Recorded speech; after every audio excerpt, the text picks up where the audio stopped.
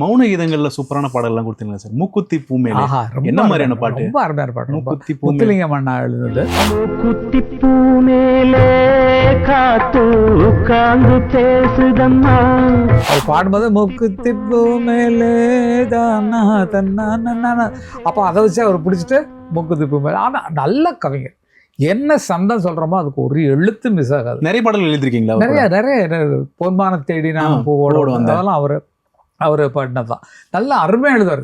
ஒரு எழுத்து மிஸ் ஆகாது. இப்போ தானன்னா தானா தன்னா நன்னா தன்னால தன்னா அப்படின்னா உட்காந்து பேசுதடி அப்படி வரும்.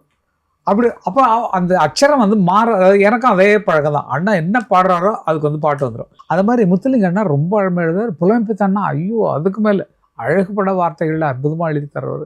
அத்தனை பேரோடய நான் ஒரே ஒரு கவிஞர் தான் இத்தனை கவிஞர்களோட ஒர்க் பண்ணிருக்கேன். மற்றவங்க யாரும் பண்ணல. அதெல்லாம் பெரிய பாக்கியமா. நினச்சா நான் செஞ்ச வேலைகள் எல்லாம் எனக்கு கிடைச்ச பாக்கியங்களை தவிர அது சந்தர்ப்பம்னு சொல்ல முடியாது. எனக்குள்ளே இருக்கிறத வெளியே கொண்டது. எனக்கு மியூசிக் பண்ண தெரியாது. உட்காந்து போடும்போது தான் வருது பாட்டு.